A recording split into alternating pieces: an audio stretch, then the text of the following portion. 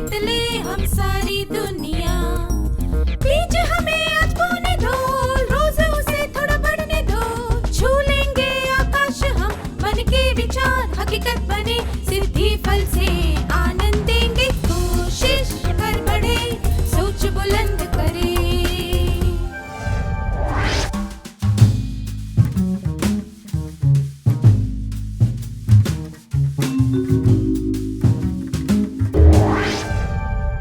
नमस्ते छात्रों, आप कैसे हैं? पिछले सत्र में हमने देखा था कि स्मरण शक्ति कितने प्रकार की होती है।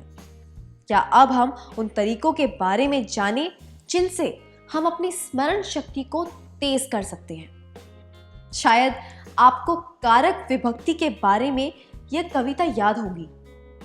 कम से कम इसके पहले 2 वाक्य तो आपको याद होंगे ही। कर्ता, कर्म, करण, संप्रदान, अपादान, संबंध, अधिकरण और संबोधन। इनको याद रखने के लिए एक पद की रचना की गई। कर्ता ने अरु कर्म को करण रीति से जान, संप्रदान को के लिए अपादान से मान, का के की संबंध है, अधिकरण नादीक में मान, संबोधन अरे है हो, मित्र धरऊ यह ध्यान।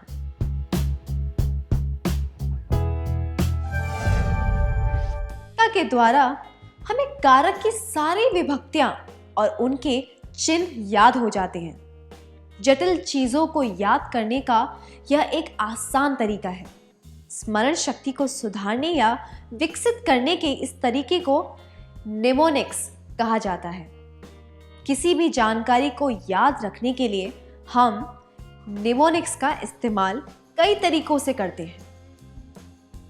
जब हम किसी जानकारी को कविता के रूप में गाकर याद करते हैं तो हमें सारी बातें आसानी से याद हो जाती हैं। यह निमोनिक इस्तेमाल करने का एक तरीका है।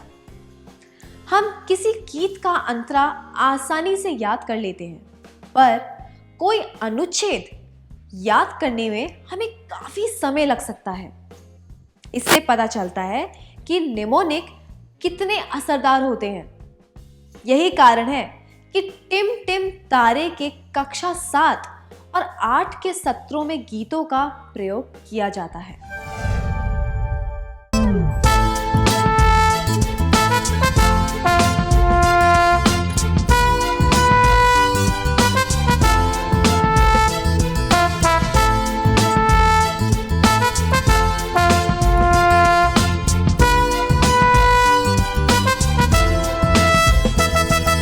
खुशी बांट कर जियो, खुशी बांट कर जियो, मन की सुख और शांति के लिए खुशी बांट कर जियो, खुशी बांट कर जियो, खुशी बांट कर जियो, मन की सुख और शांति के लिए खुशी बांट कर जियो।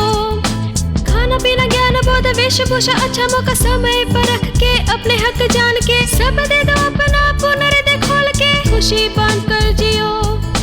खाना पीना ज्ञान बोध वेशभूषा अच्छा मौका समय पर रख के, अपने हक जान के, सब दे दो अपना पुनर्दे खोल के, खुशी बांट कर जियो, खुशी बांट कर जियो, खुशी बांट कर जियो, मन की सुख और शांति के लिए खुशी बांट कर जियो, खुशी बांट कर जियो, खुशी बांट कर जियो, मन की सुख और शांति के लिए खुशी बांट कर जियो। रिश्ते बनते रहे, विचार चमकते रहे, रीति रिवाज अच्छी तरह, नाच गाना खुशी से, मान मर्यादा से, खुशी बांट कर जियो। रिश्ते बनते रहे, विचार चमकते रहे, रीति रिवाज अच्छी तरह, नाच गाना खुशी से, मान मर्यादा से, खुशी बांट कर जियो, खुशी बांट कर जियो, खुशी बांट कर जियो, मन की सुख और शांति के लिए खुशी बांट कर जियो, खुशी बांट कर जियो, खुशी बांट कर जियो, मन की सुख और शांति के लिए खुशी बांट कर जियो। इस सत्र में गीत के माध्यम से हमने सीखा कि हमें खाना, कपड़े, चीजें, समय, ज्ञान दूसरों के साथ बांटने चाहिए। मुझे यकीन है कि आपको यह याद होगा। जानकारी को गीत का रूप देना नेमोनिक अपनाने का एक तरीका है। नेमोनिक्स याद रखने के तरीके या तकनीक। पहला, जानकारी को कविता या गीत का रूप देना। आपने श्वसन क्रियाविधि के बारे में तो पढ़ा ही होगा। क्या आप श्वसन क्रियाविधि के बारे में एक छोटी सी कविता बना सकते हैं? कृपया समूह बनाकर बैठिए और प्रत्येक समूह में एक कविता बनाइए।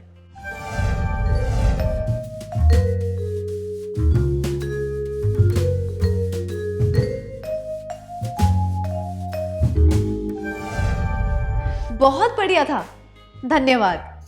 आइए इस उदाहरण को देखते हैं। श्वसन क्रियाविधि।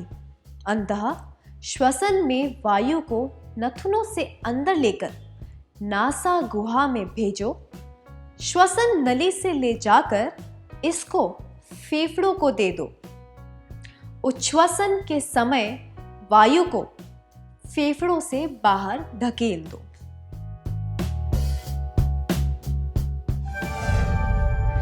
हमारी शुभकामनाएं हैं कि आप स्मरण शक्ति को बढ़ाने के लिए ऐसे ही रचनात्मक तरीकों का इस्तेमाल करते रहें। जटिल चीजों को याद रखने के लिए यह एक अच्छा तरीका है।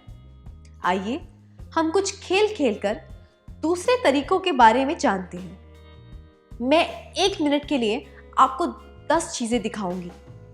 मैं चाहती हूं कि आप इन चीजों को ठीक से देखें, फिर याद करके इनके नाम अपनी नोटबुक में लिखें। आपको यह काम खुद करना है और किसी से इस बारे में बात नहीं करनी है।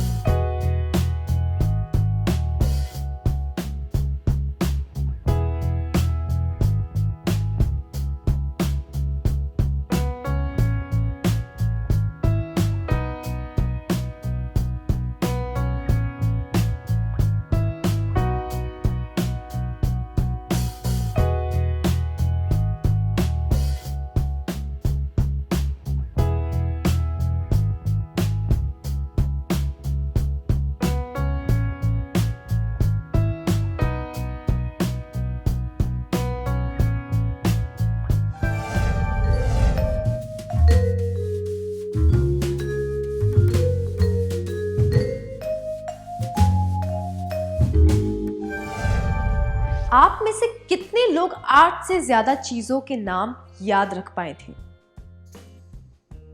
आप में से कितने लोग केवल 5 चीजों के नाम याद रख पाए थे? जिन छात्रों को चीजों के नाम अच्छी तरह याद थे, उन्हें बधाई हो। अब मैं वही 10 चीजें आपको फिर से दिखाऊंगी, पर इस बार हम एक वैज्ञानिक तरीके से नाम याद रखने की कोशिश करेंगे। उन चीजों को फिर से देखकर क्या आप एक छोटी सी कहानी बना सकते हैं जिससे आप इन चीजों को एक दूसरे के साथ जोड़ सके? आप मुरली नाम के एक आदमी के बारे में एक कहानी बनाइए और इन चीजों को एक दूसरे के साथ किसी तर्क का इस्तेमाल करके जोड़िए।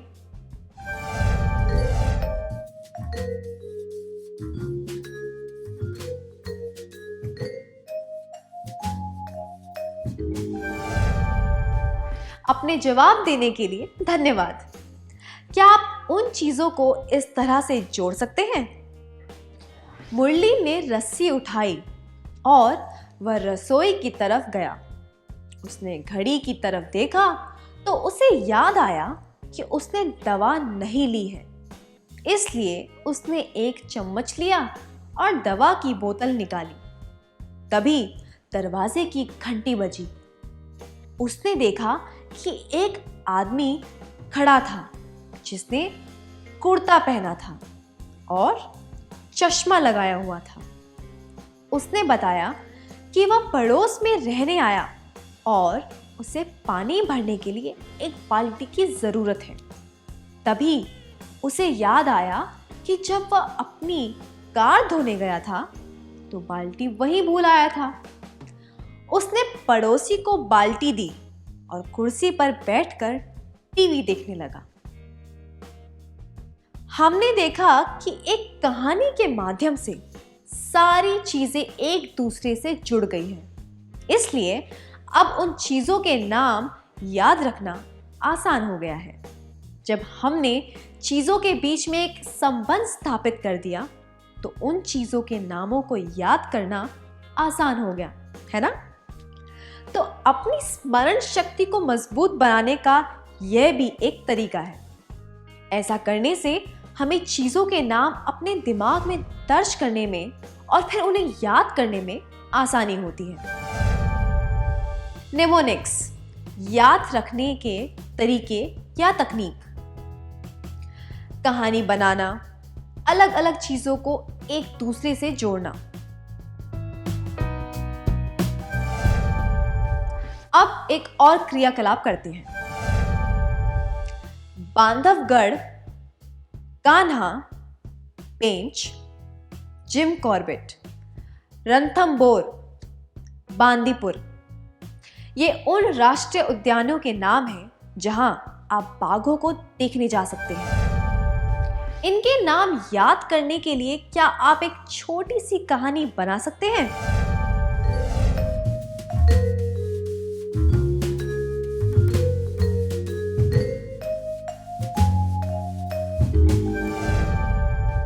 बहुत अच्छा प्रयास था, धन्यवाद।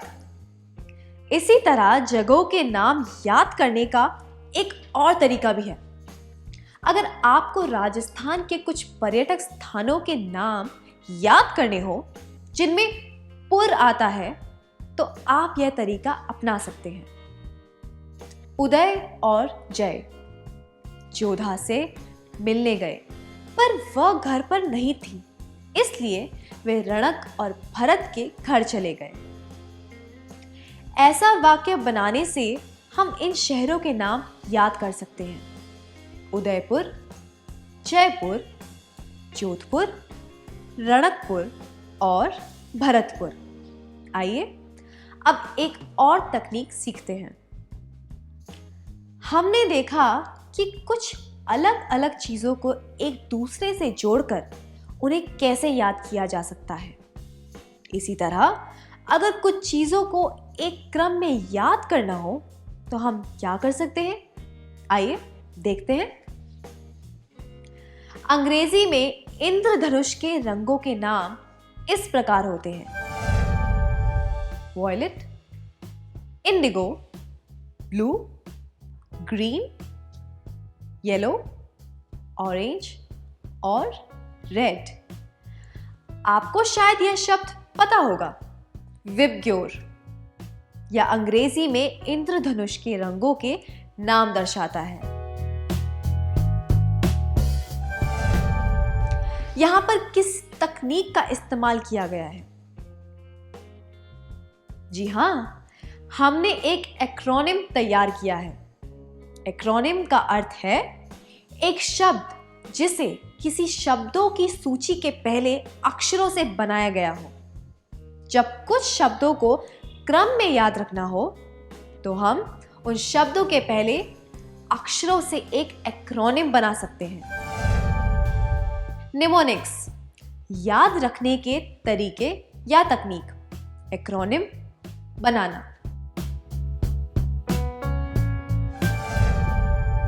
इस उदाहरण की मदद से क्या आप प्रागैतिहासिक काल के युगों को याद करने के लिए एक एक्रोनिम बना सकते हैं? पाषाण युग, कांस्य युग और लौह युग।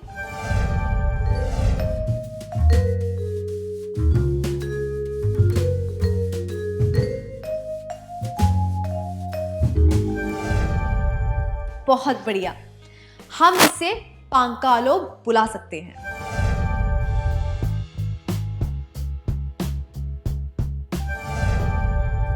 अब आपको एक और तकनीक के बारे में बताते हैं।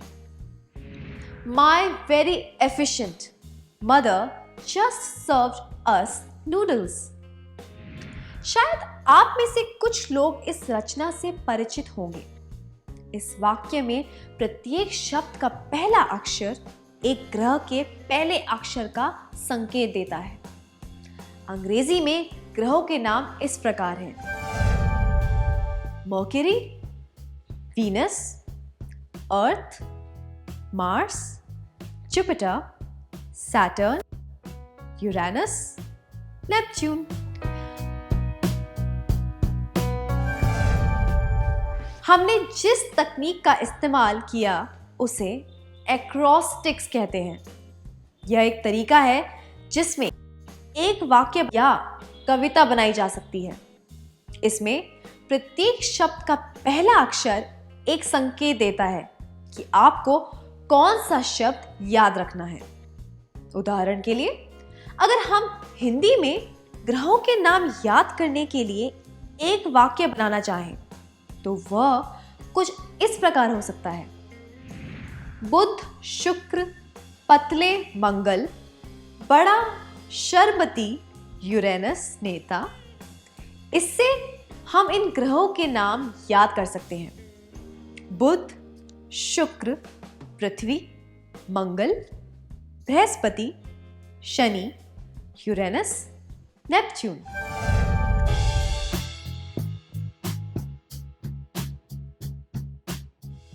नेमोनिक्स, याद रखने के तरीके या तकनीक। एक्रोस्टिक्स, बनाना।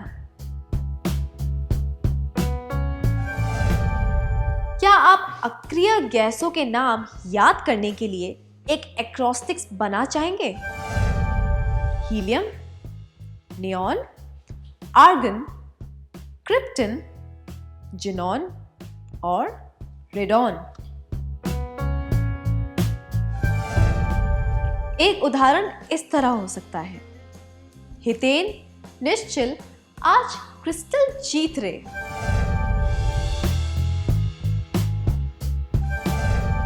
हमने सीखा कि संगीत, एक्रोनिम्स और एक्रोस्टिक्स द्वारा चीजें याद रखी जा सकती हैं। इसी तरह हम लक्षणों या विशेषताओं के आधार पर भी बातें याद रख सकते हैं। अब एक और क्रियाकलाप करते हैं। मैं आपको स्क्रीन पर कुत्तों की किस्में दिखाऊंगी। आपको उनकी विशेषताओं को याद रखना होगा।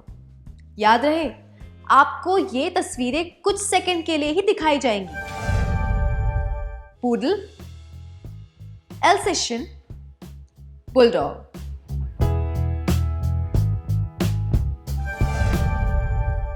क्या आपने इन कुत्तों की विशेषताओं को ध्यान से देखकर उनके नाम याद कर लिए हैं? आइए अब आपकी स्मरण शक्ति की परीक्षा लेते हैं। अब आपको तस्वीरें फिर से दिखाई जाएंगी, पर उनके नीचे नाम नहीं होंगे। अब क्या आप इन कुत्तों के नाम बता सकते हैं?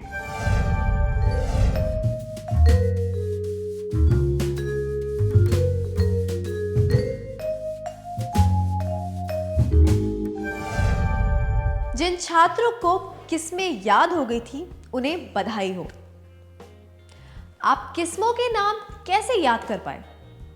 जी हाँ, आपने विशेषताओं पर ध्यान दिया। एक पूडल किसी खिलौने की गुड़िया जैसे दिखता है, अल्सेशियन सियार जैसा दिखता है और उसके बाल काले और भूरे होते हैं। बुलडॉग के चेहरे और गर्दन के आसपास की चमड़ी में सल होते हैं। कई बार हम कुछ चीज़ों के नाम याद नहीं रख पाते। नाम याद रखने का एक तरीका है उस चीज़ को किसी विशेषता या किसी क्रिया से जोड़ देना। कोई वास्तविक या फिर काल्पनिक कड़ी के द्वारा हम चीज़ों को अच्छी तरह याद रख सकते हैं। निमोनिक्स, याद रखने के तरीके या तकनीक। नाम और चेहरे को किसी विशेषता के साथ जोड़ना। अब आप इस तकनीक का इस्तेमाल पैरामीशियम की विशेषताएं याद रखने के लिए करिए।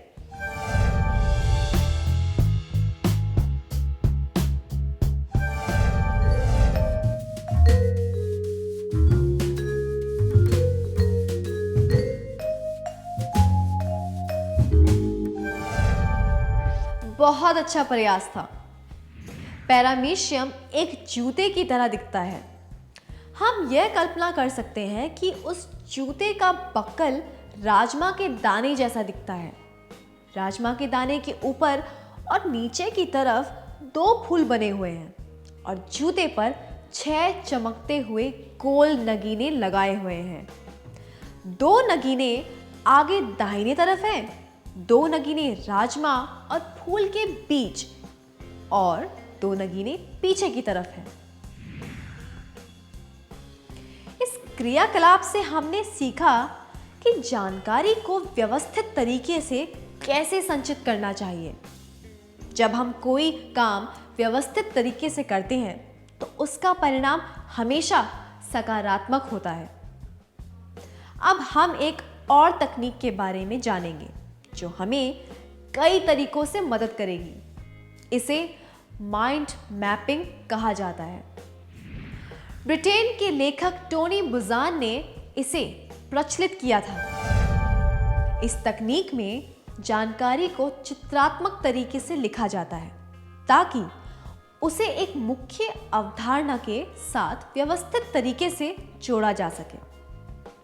जब जानकारी चित्रात्मक तरीके से लिखी होती है और उसे कड़ियों द्वारा एक दूसरे के साथ जोड़ा जाता है तो उसे समझने और फिर याद करने में आसानी होती है। उदाहरण के लिए इस सत्र में हमने स्मरण शक्ति की परिभाषा, उसका महत्व, उसके प्रकार, उसकी किस्में और कुछ तरीकों इत्यादि के बारे में सीखा। अगर हम इसका माइंड मैप बनाएं तो बाद में इस जानकारी को याद करना आसान हो जाएगा। स्क्रीन पर देखिए।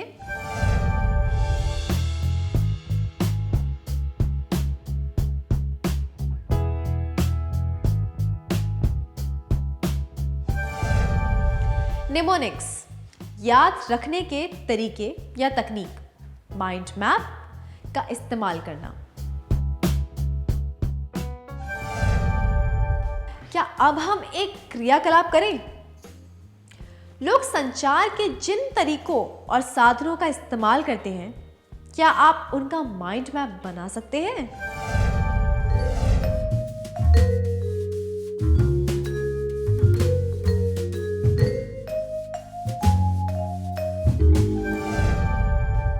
आपका प्रयास सराहनीय था। क्या आपके माइंड मैप में वे सब चीजें हैं जो इस माइंड मैप में दी गई हैं?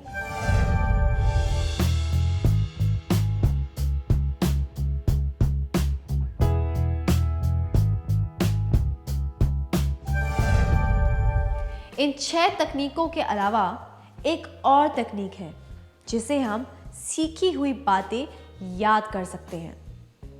अगर चीजों को एक से ज्यादा बार दूसरे शब्दों में याद किया जाए तो इससे वे बातें हमारे दिमाग में अच्छी तरह दर्ज हो जाती और हम उन्हें ठीक से याद कर पाते हैं।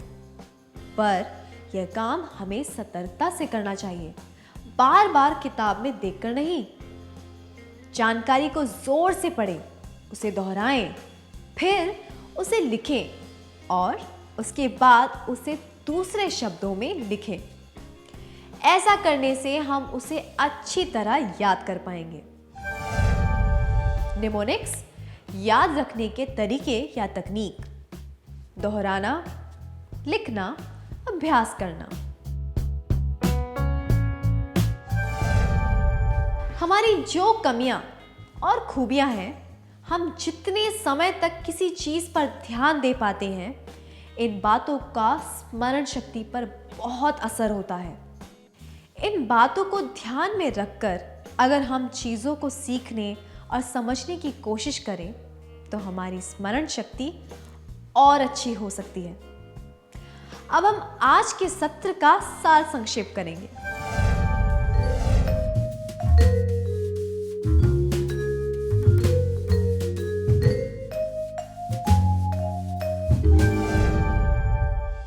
हम जो भी सीखते हैं वे बातें हमारे दिमाग में संचित हो जाती हैं। उन बातों को याद कर पाने की योग्यता को स्मरण शक्ति कहते हैं। निमोनिक्स, याद रखने के तरीके या तकनीक। जानकारी के लिए कोई धुन या कविता बनाना, कहानी बनाना या चीजों को एक दूसरे से जोड़ना। एक्रोनिम्स बनाना, एक्रोस्टिक्स बनाना, नाम और चेहरे को किसी विशेषता के साथ जोड़ना। माइंड मैप्स का इस्तेमाल करना, दोहराना, लिखना, अभ्यास करना। बहुत अच्छी तरह किया आपने, धन्यवाद। क्या अब हम कुछ गृह कार्य लिख लें ताकि ये बातें हमें अच्छी तरह याद रहे?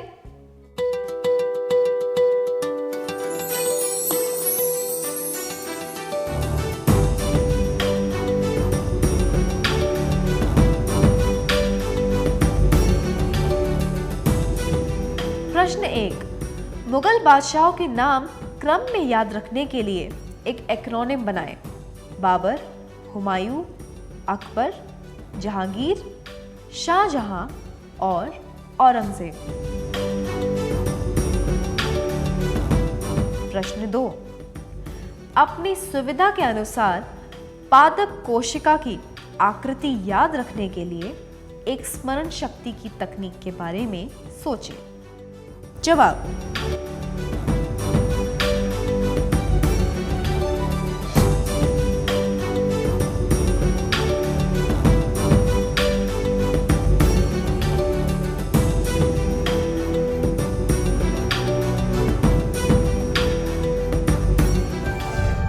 कृपया अगले सत्र में आने से पहले यह कार्य पूरा करके लाएं।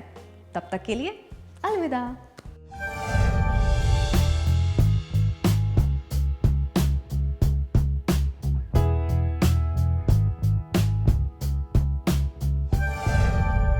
नमस्ते छात्रों, आपका स्वागत है।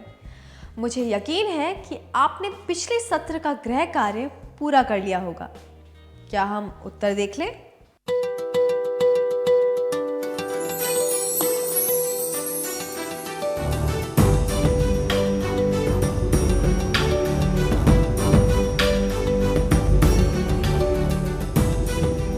प्रश्न 1 के लिए मुगल बादशाहों के नाम क्रम में याद रखने के लिए एक एक्रोनिम बनाएं। बाबर, हुमायूं, अकबर, जहांगीर, शाहजहां और औरंगजेब। जवाब। हम एक एक्रोनिम बना सकते हैं। बाहुवच शाओ। इसमें सभी बादशाहों के नाम का पहला अक्षर क्रम में लिया गया है।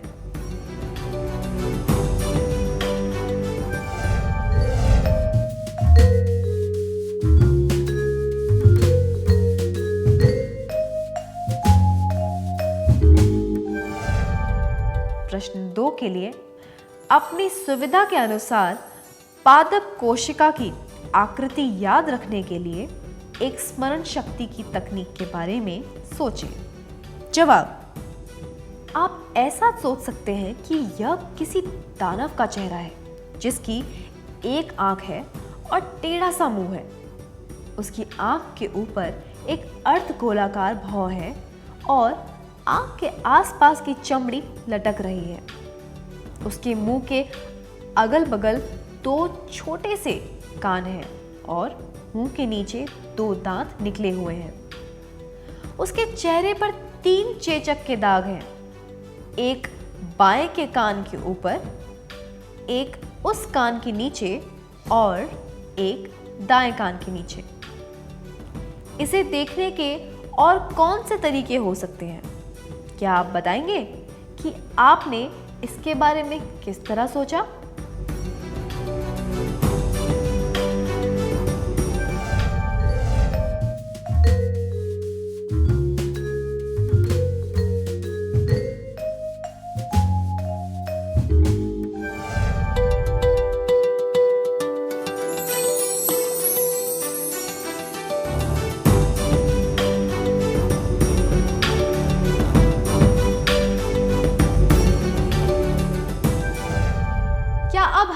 अगला सत्र शुरू करें?